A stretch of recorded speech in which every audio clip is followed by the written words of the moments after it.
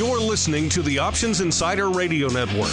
For more quality options programs, visit www.theoptionsinsider.com or search for Options Insider Radio Network in your podcast provider of choice. Listeners can also access all of our programming through our mobile app, available in iTunes and on Google Play.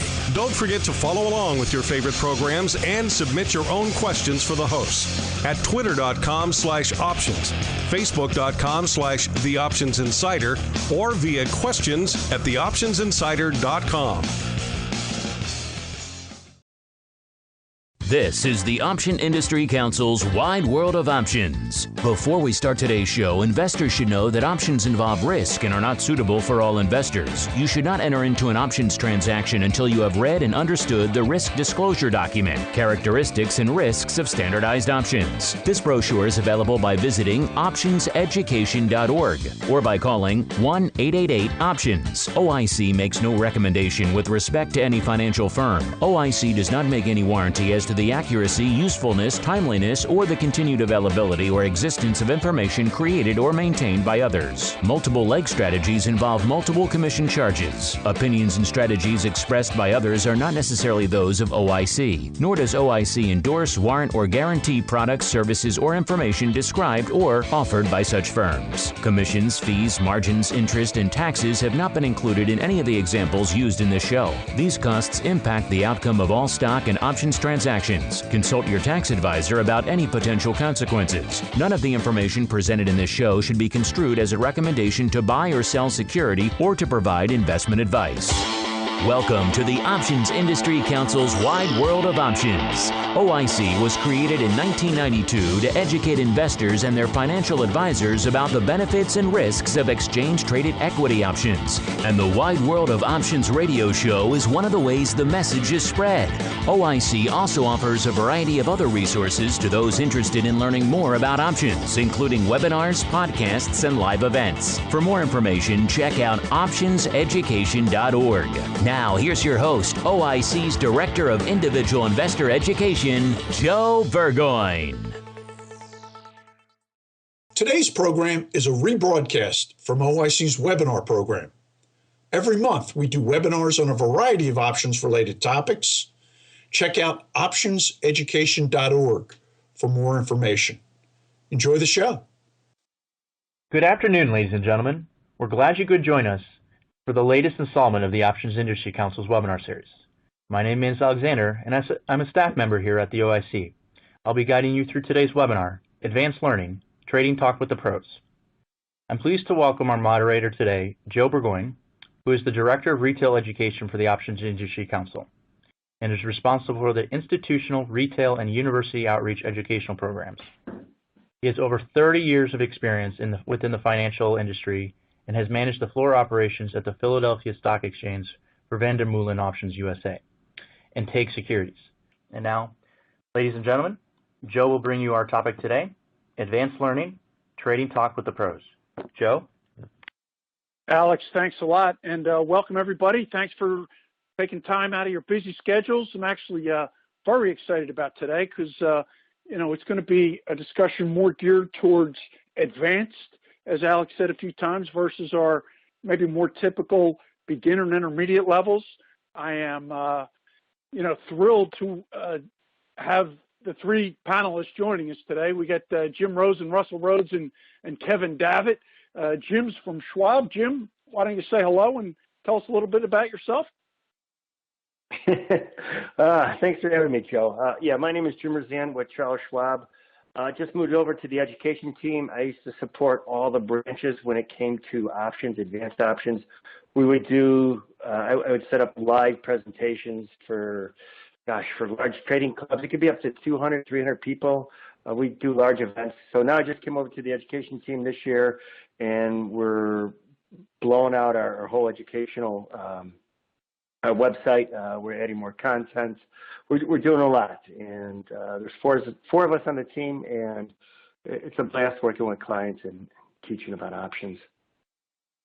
Well, we're happy to have you, and I agree. It is a blast to do this. Russell Rhodes, welcome. I know you've recently moved from the Chicago Board Options Exchange over to Tab. Welcome and say hello to everybody. Tell us a little bit about your background, please. Sure. As Joe mentioned, I joined Tab Group about 3 or 4 months ago after spending just under a decade with Chicago Board Options Exchange, which is now Cboe Global Markets. Worked in the Options Institute for most of that time, and Joe and I would overlap an awful lot because I would focus on institutions and I would also focus on the colleges. So he and I would tag team a lot of events in the past. Well, we're tag teaming tonight. Can't wait to get into it. And last but not least, certainly Kevin Davitt, our good friend, also from the Chicago Board Options Exchange. Kevin's also an OIC instructor. Kevin, say hello. Afternoon. Thank you all for joining. Good to hear from you, Joe, and everybody else on the line. I work for what, as Russell mentioned, is now Cboe Global Markets. I got my start back when this place was just known as CBOE. I was a clerk for one of the bigger market-making firms here on the floor. We had a presence on all of the 4 trading floors back then. I was a market maker for years, and subsequent to that, I traded commodity futures and options. For the past 3 years, I have worked here in the education arm of the exchange. I was fortunate enough to work alongside Russell, and I look forward to what the next hour brings. Fantastic. Let's do it. I think that, to our listeners, if you have questions, please send them in. We'll get to as many as possible towards the end, but I got a wealth of experience here, and hopefully over the next 45 to 50 minutes, we offer you a lot of interesting ideas about trading. Let's start. Jim, I'm going to start with you first. What drew you to options? How did you learn how to trade? It's a funny story. So I have 34 years in this crazy world. I wanted to be a doctor. I was a biology major here in Chicago, and I needed a summer job. And my girlfriend at the time, her ex-boyfriend was a trade checker. They paid for school, and he got paid $40,000 working, 6 hours in the morning. Thought that was great. Found a company through school, brand new firm, retail firm, started working for them in the summer. Within a year, I'm living in New York running an arbitrage desk. I come back as their youngest broker. I did that for about 10 years, had the opportunity to, and I really didn't learn about options yet. I knew what a call was, I knew what a put was, I knew what the strike prices were, but I had the opportunity. I was offered by one of the lead guys in the NASDAQ to become a market maker. And I said, no way. Very good. I'm going to come back to you on some of those things. Kevin Davitt, you want to offer your thoughts on what drew you to options and how you learned to trade? Sure. So like Jim, like a lot of people in this business, the route here was sort of an indirect one. I grew up outside of Chicago as well, and for many, many years, this business was very provincial. That is absolutely no longer the case. But I grew up caddying, and a number of the members at this club that I worked at, I noticed a corollary, and in some way, a lot of them were affiliated with either the Board of Trade, the CME, or CBOE. And so I was fortunate enough to get a scholarship to college as a result of my caddying. And one of the people that was instrumental in that happened to run a market-making firm. Fast forward to after college, where I thought I was going to be an attorney. And I got an interview to be a clerk down on this floor here at the CBOE. And I'm of the opinion now, many, many years later, that kind of no matter what you do in life, you are a clerk of some sort. And so in this business or in law, they call it clerking, but really you just get to stand next to people that have done something that requires a skill set for some time frame, to ask them questions, to learn what works, to learn what doesn't work, and ultimately to be able to either succeed or fail on your own. And that's what brought me to this business. I ended up being a market maker for that firm that was eventually sold to a big Canadian bank but the experience is a similar one by a ton of people in and around Chicago, New York, San Francisco, and Philadelphia. Russell, how about your experience in terms of what drew you to options and how you learned to trade? Well, I did not grow up in the Chicago area, but I grew up down in Memphis and knew that I did not want to stay in Tennessee for the rest of my life. Came up here for the first time. You know, everybody goes to Florida spring break. I come to Chicago and visit the floor of the Board of Trade. Had a family friend that took me around. Had a family friend that took me around, explained, you know, how things worked. Told me, you know, what had led him to move up here and become a runner and then work his way up. And I kind of did that stereotypical route. Ended up off the floor pretty quickly. I actually am one of the few OIC instructors that really didn't trade on the floor, or one of the former OIC instructors didn't really trade on the floor, because electronic trading kicked in. They started Globex when I had just started becoming a runner. So I think I was really an early beneficiary, because I kind of liked electronic trading better than floor trading. Worked for some hedge funds, and then was really fortunate enough to get hired to be an instructor at the Options Institute at SIBO, and found that I really did like doing research and coming up on different ways to use the options, and really did take to that job. And then that's what's led me to TAB. Well, that passion for research is also taking you down the road towards your PhD, which is right around the corner, I understand. So, you know, good for you. I'm working on it. Thanks. You know, I think, as you know, people have tuned in today, we really want to, and by the way, Russell, we're not going to hold it against you, the fact that, you know, you never trade on the floor. That's just fine. We love that perspective. We want to offer our listeners, you know, kind of how we think as traders. So, Kevin, I'm going to come to you first. You got a blank canvas. You're ready to initiate a position. How do you decide what product you want to trade? An index, a stock, an ETF? You know, what kind of position? Long gamma, short gamma, long vol, short vol, you know, delta. Walk us through your mindset, if you would.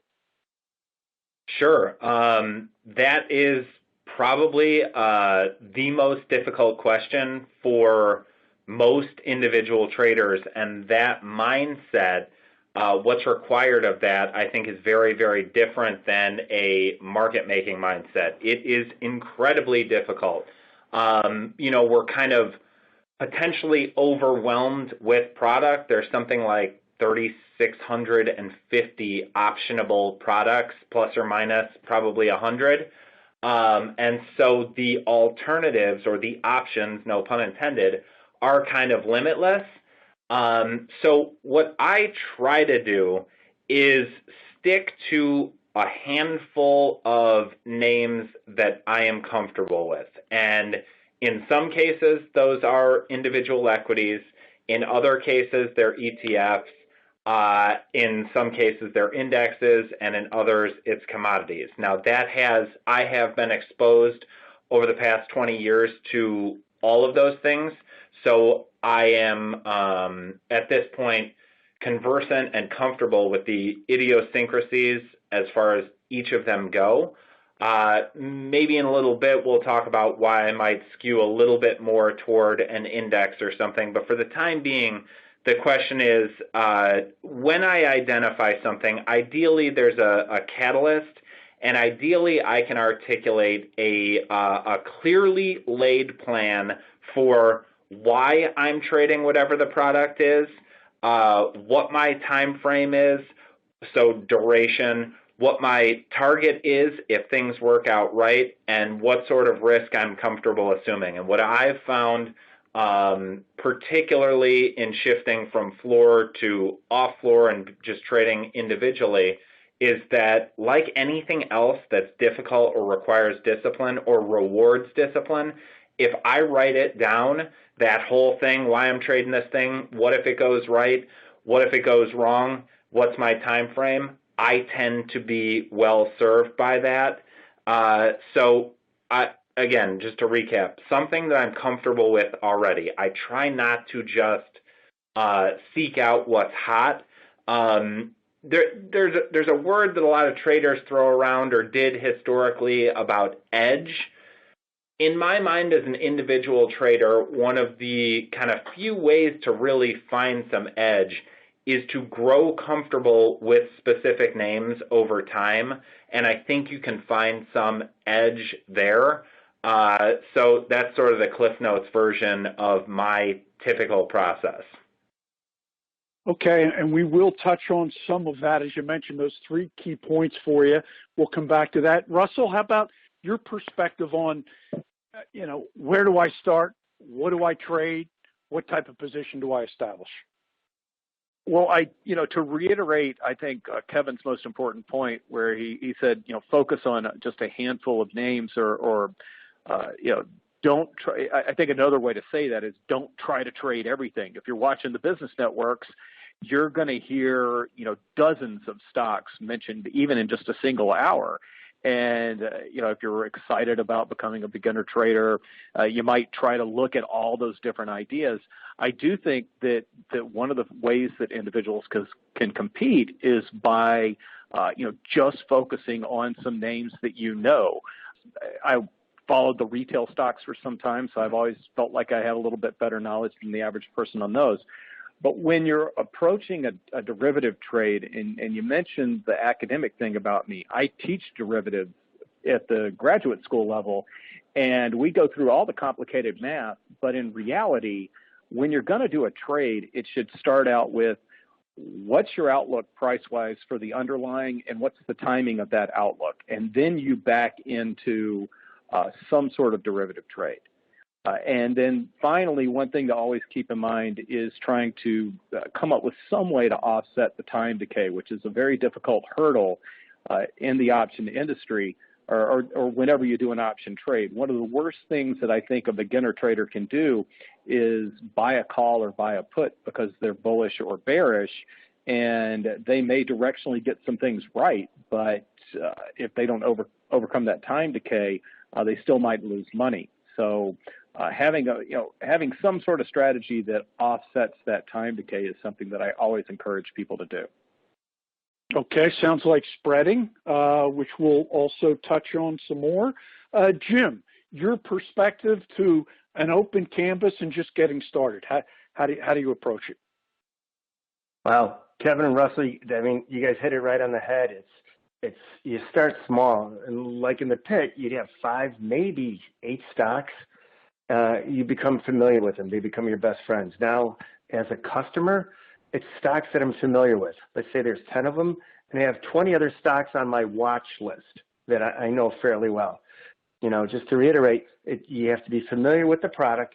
You take it to bed with you. It's your best friend. You know its range, how much you can move a day on average, a week, how much you can move a month on earnings. And then, as Russell mentioned, the time, or how long do you really want to be in the trade? I am not an investor.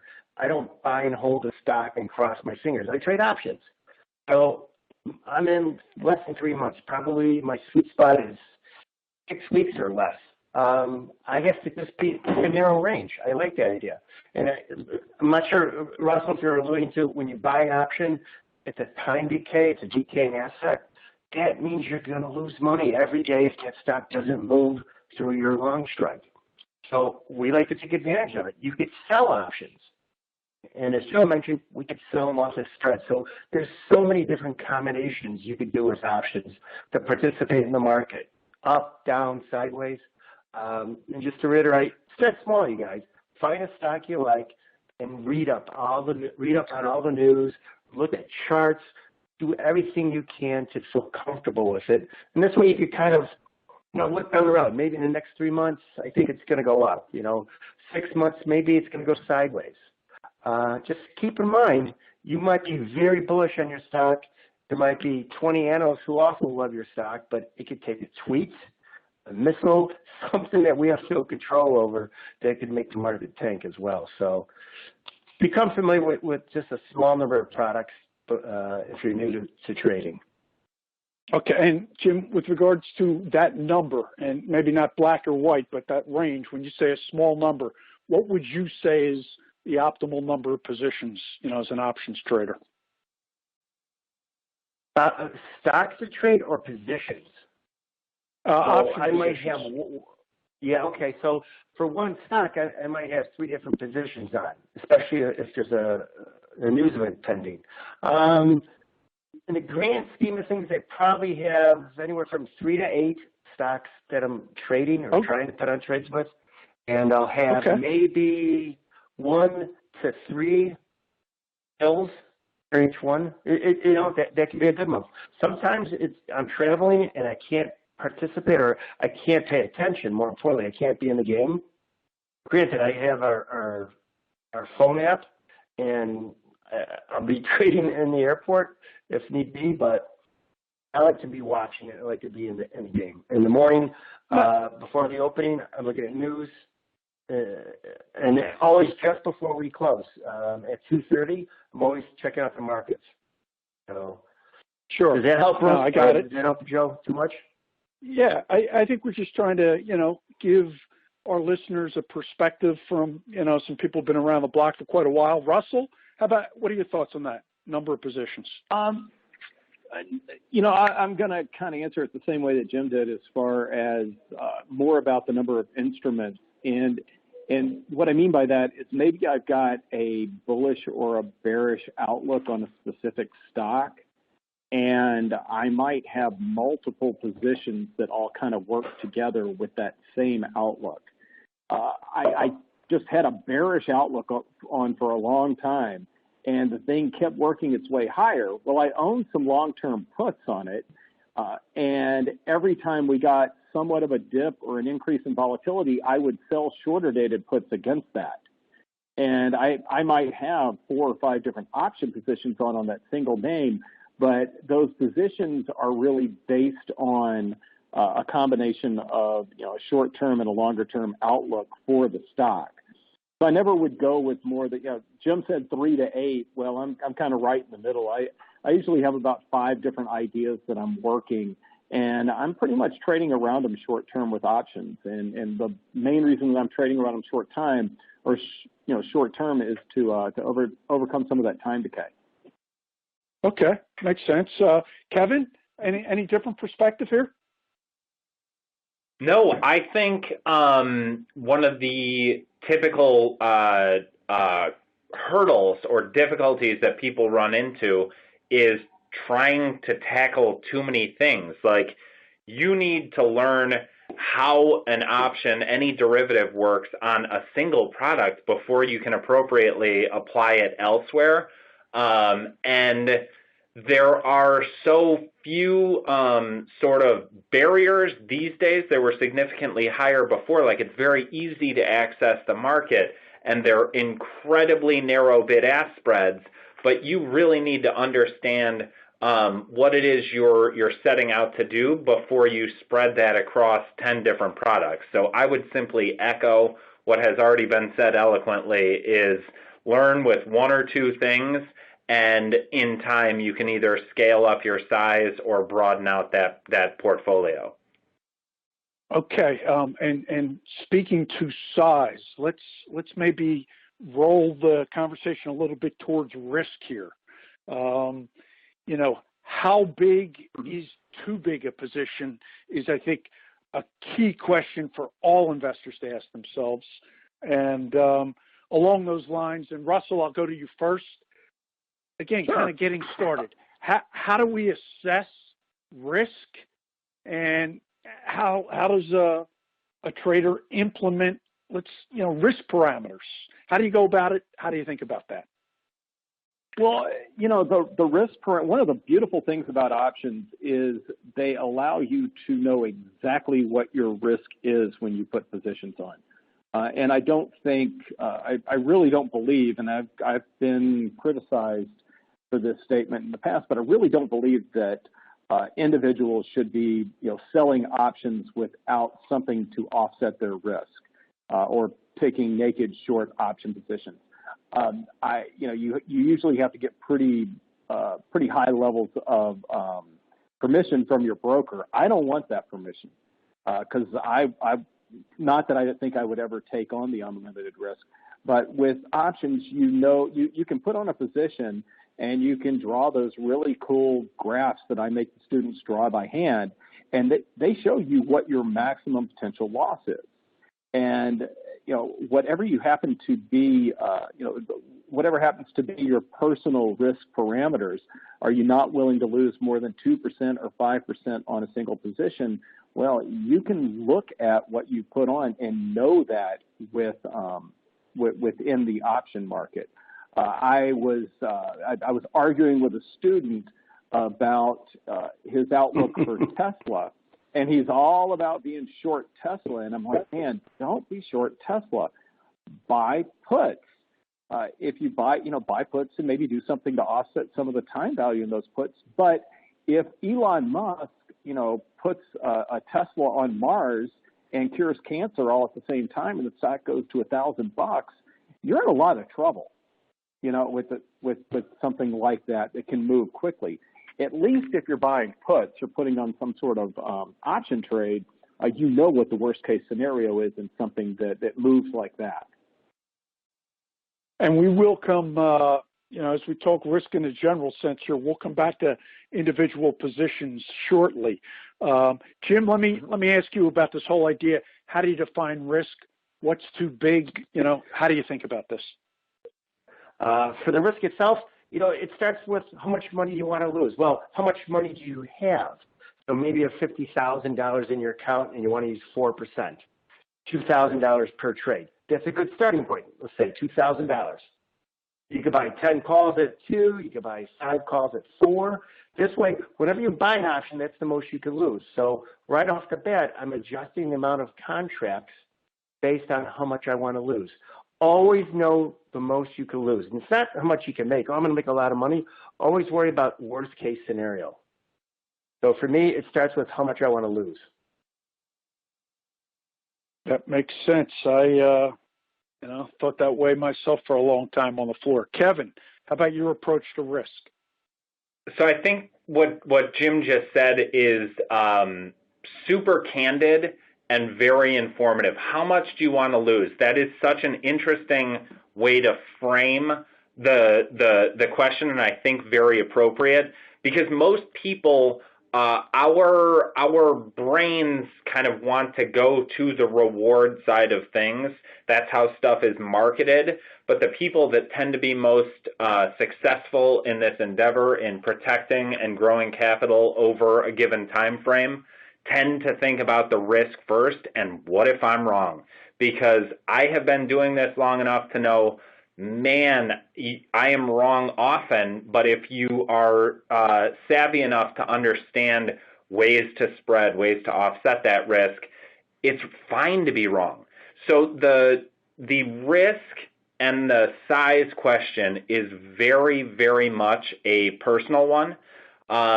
Typically, I do still, and I know this is kind of wrong, think in pure dollar terms what I'm willing to risk when my more analytical self says you should think in terms of percentage of overall capital. I also, when you started to bring this up, I thought kind of about my upbringing. And so I grew up in an Irish Catholic household and went to Catholic schools and was inundated with Catholic guilt. And so there was this, talk of conscience growing up in grade school and stuff. And my mom would harp on that, like if something doesn't feel right. But in trading, there is a certain degree of truth to that. If there's something telling you, I'm uncomfortable with this, if your gut is telling you that, then you probably have something on too big. So there's a couple of things that work there. If you're uncomfortable, you're probably sized wrong. Thank you. We are going to get into the weeds, I think, with because we're talking offsetting decay, by selling something. So I do want to get into some specific strategy types. But one more overall question with regards to risk. We've all had it happen to us countless times. We got a position on it goes against us. What's the approach, when something goes against us? Russell, I'll start with you. Do you close it out? Do you adjust? What happens when something goes the wrong way? I typically, and I think I'm atypical, I'm going to say what I do, and then I'm going to say what I think most people should do. Typically, I'll hold on to a position even if it's not working the way that I had expected, because I know what my worst case scenario was, and I'll stick with that. Now, if let's say that I put on some sort of spread where I shorted an option, and I can roll and maybe take in a little bit more credit and salvage something out of the trade. It's still going to be a loss, but not as bad of a loss. I might do something like that. Now, I think for most people, and that's just kind of my mentality, but I also travel a lot, so I can't watch my positions as closely as I'd like to. And I just always have in my mind that I'm holding them till very close to expiration. If you are going to set some risk parameters and plan on taking a trade off and you don't think it's going to work, use the underlying stock or market's price action as kind of what you're going to use to decide whether or not you should get out of the position. Remember that if you kind of follow what I said earlier, the reason that you would get into a trade is because you've got an outlook for the stock. Well, what goes on with the stock should actually dictate either your managing action or bailing out on the trade as well. Okay. Jim, maybe you've never had it happen to you before, but, theoretically, if a position went against you, how would you react? Kevin was talking about the risk and about the dollars and about having losing trades.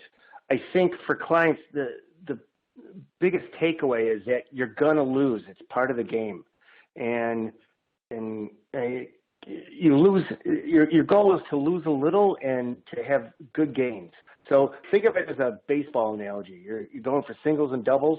You're not going for the home run, and you're going to strike out. Striking out is part of the game. So we have small losses and good gains.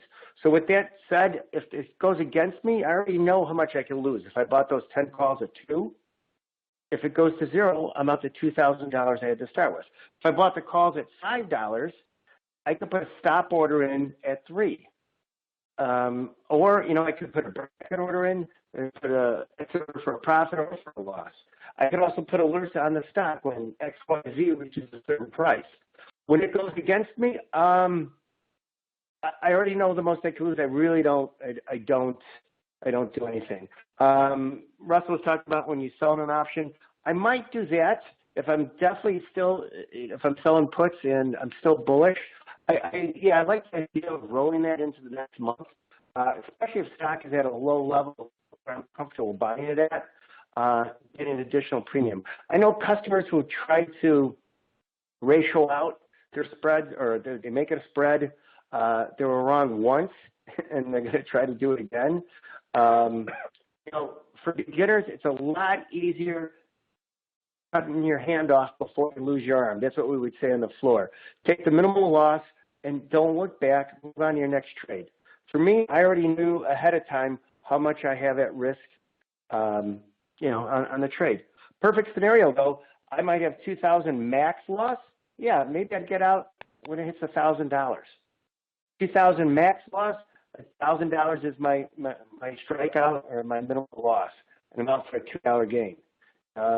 Find something that works for you. Find something you're comfortable with. But remember, it's a hard number. You don't look back. As soon as you hit that number, you move on to your next trade. Good discipline. Kevin, position goes against you. How do you approach it? So I guess I would, to a certain degree, echo what both Jim and Russell have alluded to.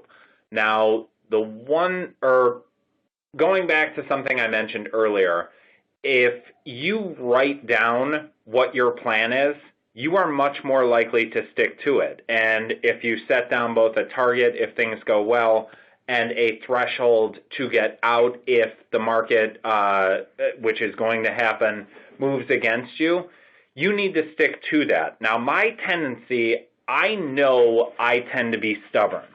And so that has helped me a great deal. I skew toward just getting out of a position because when you start adjusting, really this is kind of like asking yourself, can you manage your ego? because in a lot of situations, that's what you're really trying to do, is not being willing to admit that you were wrong, and that's something you have to learn to do. And for me personally, it's better off for me to take something off and move on and kind of save myself potentially both some real capital and some mental capital. Now, that's not to say there aren't situations where adjusting or being creative where I haven't done that or I wouldn't advocate for it. But I think particularly early on, the more kind of hard and fast you are with whatever your plan was from the outset, the better off you are. You have to learn how to take losses. And managing that ego, boy, oh boy, that makes an awful lot of sense. We got about 20 minutes, guys, so I think it might be a good opportunity to start to get into the weeds a little bit about different position types. How about if we start on the bullish side? Jim, give us an option strategy that you like, for a bullish underlying, if you would. For me, bullish-wise, love selling put spreads, either short-term within a week during an earnings event, or probably 45, 30 days or less, especially at the big dips, especially when people are panicked. And yep. Selling a put Can you hear spread, me? just so, yeah, I can, although you're in and out a little bit. You're selling a put spread so people understand. Let's say it's a $50 stock.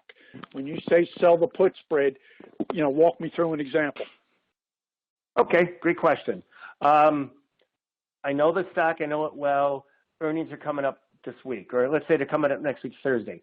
I'm looking for that premium, and it will spike, usually a day, 2 or 3. You will know this ahead of time. And the puts get extra expensive. People are panicking because they own stock, and, hey, maybe I should buy some protection to the downside. So I know the stock, and maybe it dips no more than 5 points on earnings. And maybe it usually snaps up, but let's just say the most it's ever moved was 5 points to the downside. Stock is at 50. I would be interested, if I was very bullish, to sell the 45 put. I need stock to stay above 45, and I'd buy the 40 put for protection, just in case it opened up down way low. If I was a little worried to the downside, maybe I'd sell the 43 put and buy the 38 put. So here's what happens. If stock runs down to 43, I could buy stock. The problem is, what about if really bad news came out? Stock could run to 0. I own stock at 43. Well, that's why I bought the 38 put for protection. I get to sell stock at 38. So love selling put spreads when implied volatility spikes. Love selling put spreads when the market is bearish for no reason. It could be a tweet, and I could get back in for and be bullish. Okay, so basically you're talking about, selling the bull put spread. I hope folks understand that. Thank you for that. Kevin, how about you? You got a bullish scenario on an underlying? What option strategy do you like to employ? So options are so much fun. Like, I think it was Jim that used that word earlier, because there are so many different ways you can use them. And there isn't a right way. I work in education, so I'm not advocating for anything, and really it is a matter of comfort. I tend to be a bit of a contrarian, and so when I analyze a situation, if I am being directional and I have some conviction, I will often, and this is one of the finest outgrowths of the option industry in recent years, weekly options. So if I have a directional bias, and in this case we're saying bullish, there are situations, if I think there's a catalyst, where I will look at the front week or the front 2 weeks and outright buy calls. Now, I know from what we just said about decay and things like that it's perhaps not ideal, but one of the tremendous benefits of these short-dated options is that there is relatively little time value built into these things. So in situations like that, it is a scenario where I am comfortable with that option premium potentially going to zero. And you get kind of that gamma convexity, that real kick in the event that you're right. Now, I try to be honest with myself where I realize I need, 1 or 2 out of 5 to be right to come out ahead. Another alternative, and this is something that not every account would probably be permissioned for, but where I have less conviction would be a ratio spread. So just to make the math easy on this thing, let's imagine a stock is at, or whatever, an index is at $50. And I think it's likely to move up 5% over the next month or so. I like ratio spreads where I buy 1 and sell 2. Now, that has undefined risk on the upside because I am net short a unit, and you have to be properly permissioned for that. If you do the 52.5, 55 ratio spread, you can often do that for 0 premium, sometimes a credit, sometimes a small debit. Now, understanding that you have undefined risk above 57.5 if you do that for even money is key.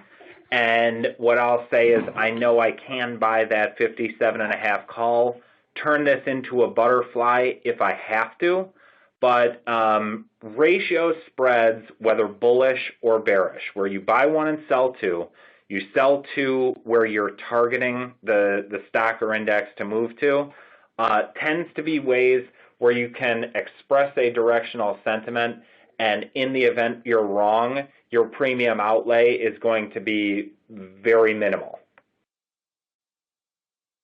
Couple good ideas. How about in that ratio example, rather than buy the 57, just to be flat units, you go and buy the way out of the money call? Do you ever consider that? Absolutely. I said the 57.5 because, I know I can quickly define my risk, just cut it off there. In terms of being unit neutral and using up less premium, that's a fantastic way to kind of satisfy either a risk manager or your brokerage firm, and have a defined risk, some stop point using that way out of the money option. So good idea to point that out.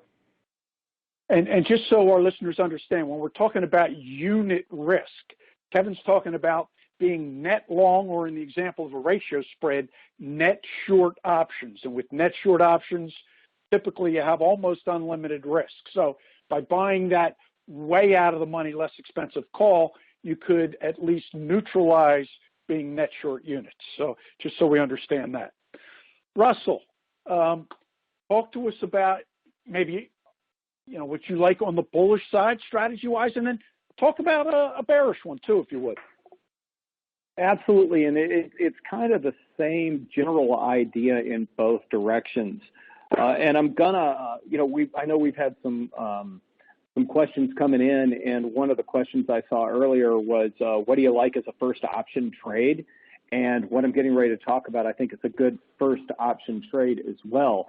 What I kind of like is maybe buying a longer dated in the money call or put, call in the case of being bullish, put in the case of being bearish, and then periodically taking advantage of those short dated weeklies and selling those options against the long in the money call or the long in the money put that have more time until expiration, but probably don't have that much time value to them. And I like doing that to kind of trade around if I feel like, if I've got a longer term bullish outlook on a stock and I feel like it's gotten ahead of itself a little bit, I might think about, selling a slightly out of the money call that expires in the next few days to harvest some premium there, and vice versa.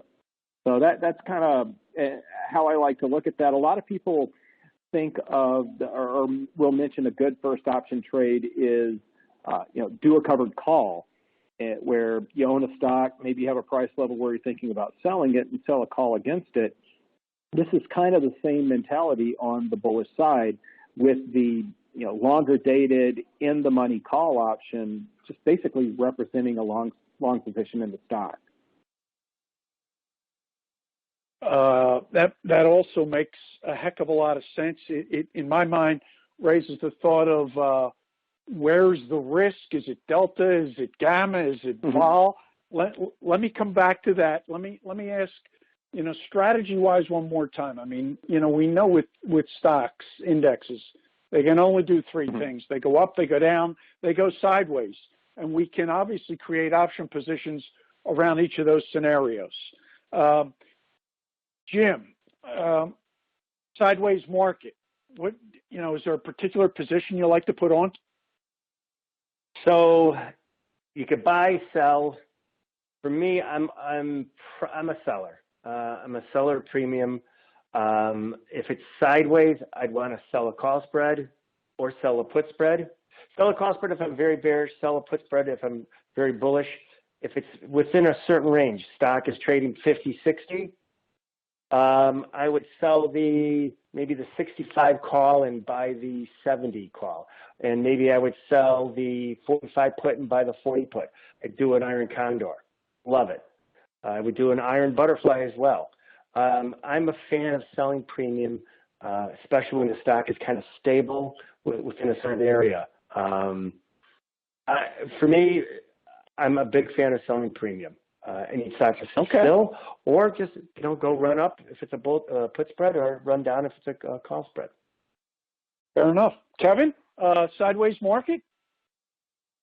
So I'm going to have to echo Jim's sentiment as far as the condor is concerned, and I'm going to do it with the caveat of I have worked with retail investors that would be introduced to options, would get frustrated with trading directionally, whether they're buying calls or buying puts, and seeing that time decay work against them. They would evolve into spread traders and then into delta neutral iron condor trading. And they would see some success month after month. And statistically, these tend to be strong option positions, right? And the rub happens when you all of a sudden morph from a 1-lot iron condor trader or 5-lot iron condor trader or 10-lot into a 25-lot guy, when you haven't really experienced the outlier month. So I am a genuine advocate for kind of that directionally agnostic trading that iron condors afford you, but understand that every 5 months, or like the past couple of months, are a reminder that we are going to get 1-2 standard deviation moves from time to time. And if you don't understand how to manage that trade in 2 lots, don't trade 10 lots. Very good. Russell, sideways market, what do you like? I'm going to go back to something that Jim said a little bit earlier, where he was talking about you got a stock that maybe sold off and he's thinking about selling a put spread. I actually, if you find a range-bound stock, maybe doing a condor, but legging into it from time to time. If you got something that's trading in a 40 to 45 range and we're closer to 40, maybe you do the put side of what would be an iron condor. If we trade up closer to 45 or so, maybe you put the other side of it on.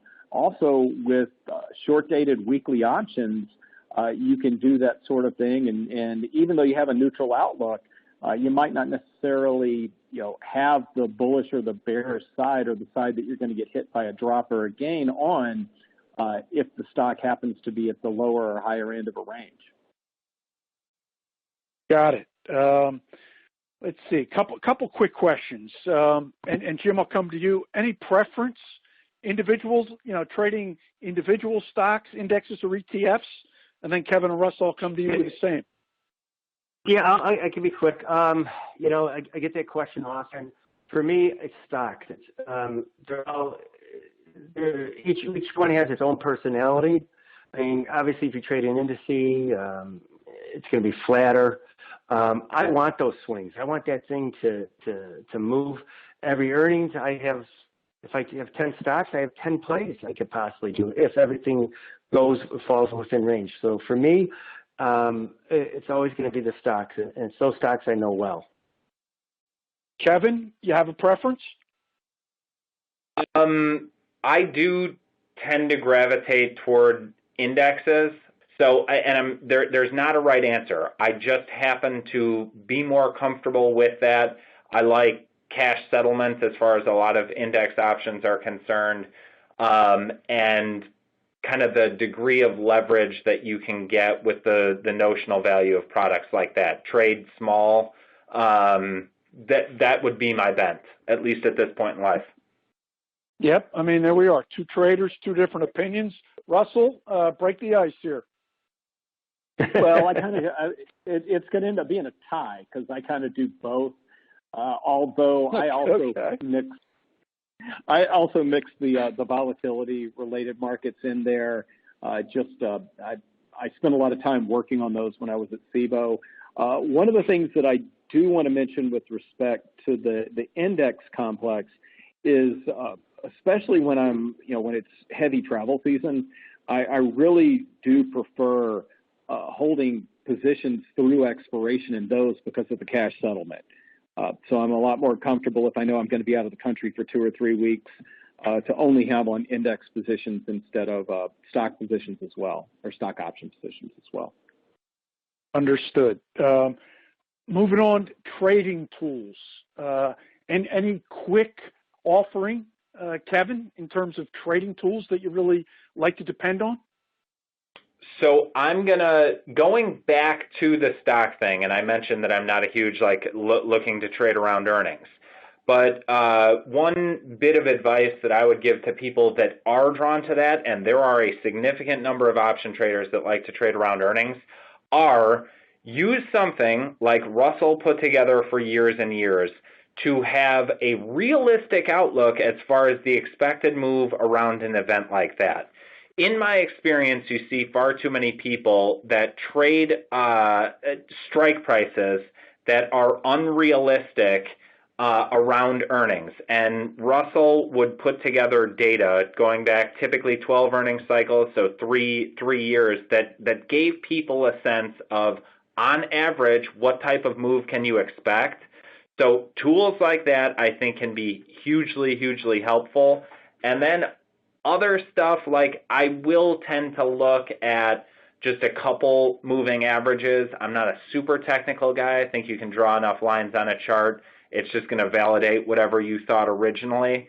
But I will be aware of like a 50-day moving average and a 200-day moving average, things like that. I try to keep it relatively simple and have some sense of what a realistic time frame or move is for the time frame that I'm concerned about. Sounds good. Russell, tools that you like to use? Half the reason I used to calculate that thing was because I really liked to compare what was going on in the market or what happened in the market relative to those moves. And what Kevin just mentioned is something I think we're going to institute at the beginning of the year at TAB. So there's a shameless plug. A lot of what I would do as far as trading goes, and this isn't going to help much of anybody, but I basically would program things myself to back test what had happened and then compare what the option market's looking for.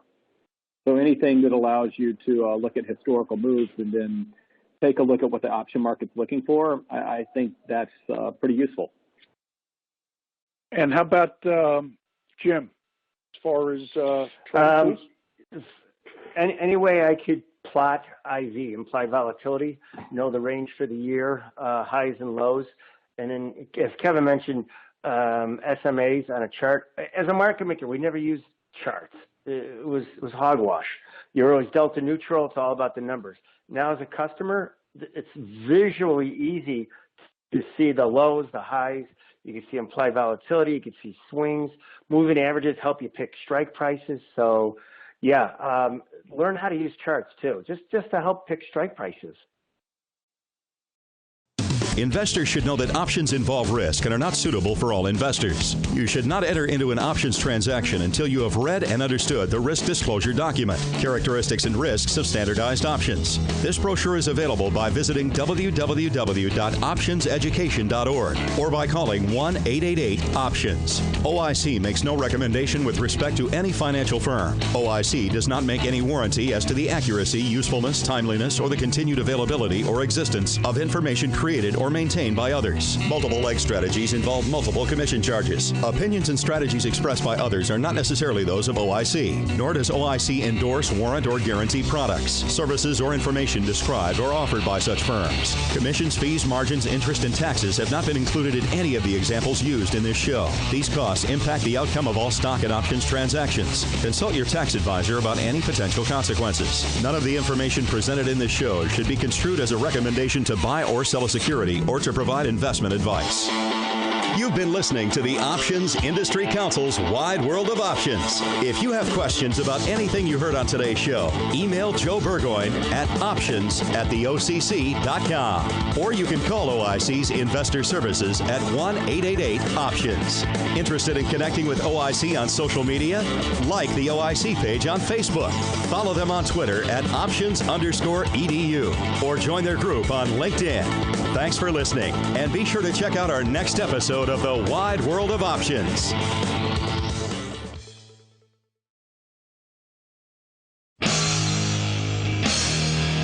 The preceding program was a production of the Options Insider Radio Network. For more quality options programs, visit www.theoptionsinsider.com or search for Options Insider Radio Network in your podcast provider of choice. Listeners can also access all of our programming through our mobile app, available in iTunes and on Google Play. Don't forget to follow along with your favorite programs and submit your own questions for the hosts at twitter.com/options, facebook.com/theoptionsinsider, or via questions@theoptionsinsider.com.